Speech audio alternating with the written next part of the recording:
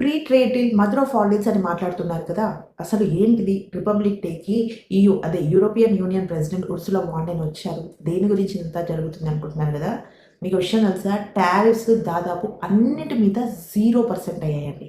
అక్కడి నుంచి మనం ఇక్కడ ఇంపోర్ట్ చేసుకునే ఎయిర్ క్రాఫ్ట్స్ మీద, అక్కడి నుంచి ఇక్కడ వచ్చే ఎయిర్ క్రాఫ్ట్స్ ఏవైతే ఉంటాయో వాటి మెటీరియల్స్ వస్తాయి. ఎయిర్ క్రాఫ్ట్స్ మీద 0 టారిఫ్ అనేది వేయడం జరిగిందనమాట.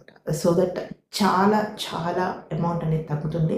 అలాగే చూసుకుంటే ఎంఎస్ఎంఈస్, ఆంటర్‌ప్రెన్యూర్స్‌కి 0 టారిఫ్స్. ఫుడ్స్ అక్కడి నుంచి ఇక్కడ వచ్చి, ఇక్కడి నుంచి అక్కడ వెళ్ళే ఫుడ్స్ మీద ఆటోమొబైల్స్ 0 టారిఫ్స్.